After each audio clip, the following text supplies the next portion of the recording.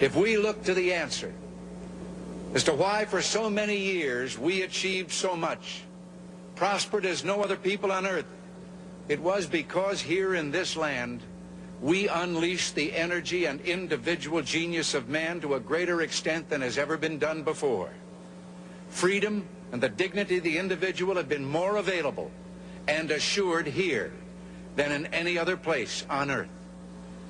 The price for this freedom at times has been high, but we have never been unwilling to pay that price. Bring him back, if we could. That was former President Ronald Reagan in a speech back in 1981. Today, President Trump is dealing with a divided GOP, leaving D.C. stuck essentially in neutral. We're joined now by former Reagan economist Art Laffer. Great to see you from the great city of Nashville. Art, would we have seen Republicans do this to Ronald Reagan back in the 1980s? Let me just say, seeing him there like that just brought nostalgia. I got a little teary-eyed myself. It's just really lovely seeing what he was really like. You know, in the first 2 years, Reagan was not as popular as he's become now.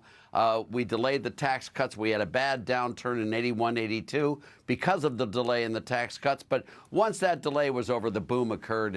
And no one would have deserted him after that. Maybe they would have deserted him in the 81, 82 period. We sure as heck lost a lot of the electorate, Ashley.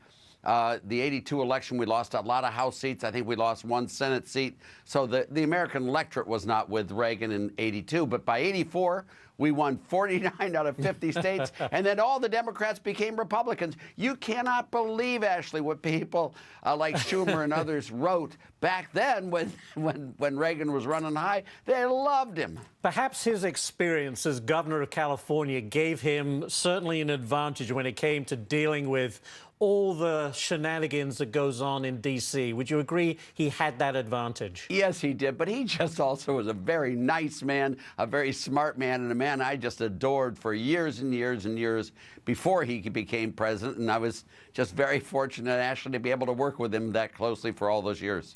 So, what happens if we get no votes on health reform and taxes this year? I mean, that is the worst-case scenario, right?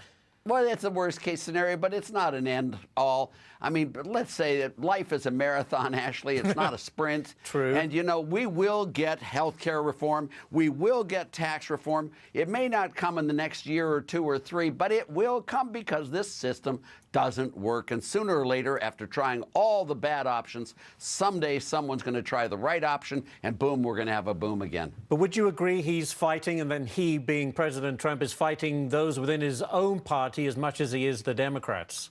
Oh, yes. In fact, that's true. And Reagan didn't have an easy time with everyone in his own party. Believe me when I say that. But yes, it's true. Trump is being pilloried by lots of Republicans. And, you know, they didn't like him to begin with. They still don't like him. And all he needs is some good economic success, and they will come back to him in droves.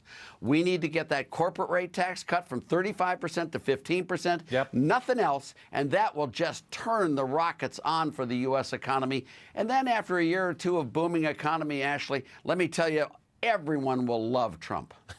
Well, listen, President Trump is facing pushback over tax reform. So how much of a stimulus would that be for the economy? You say on the corporate side, you don't get 15%, you get 20%.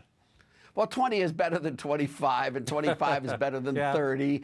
But, you know, we need 15. 15 would put us down there as the 4th lowest in the OECD. It would make it very competitive for other countries. Only one major country would have a lower tax rate than we do, and that would be Ireland. And as you know, and as I've told Stuart before, everyone's investing in Ireland because the capital is always Dublin. Just joking. Just joking. But no, but the truth is that if we made it there, capital would be flowing back to the U.S., and we need to get it to 15%, and I'd like just that, nothing more. Whenever you read 35, write 15, and just leave it go at that, and you will see the economy really take off. Art Laffer coming to you from the Comedy Store later on this week. Art Laffer, great stuff as always, Art. I appreciate it. Thank you, Ashley. We miss you a lot here in Nashville, sir. Yeah, miss that accent, huh? Thank you so much. Yeah, you got it. We need to pick that up. That southern twang. Great stuff, Art. Thank you. Thank you, Ashley. Now.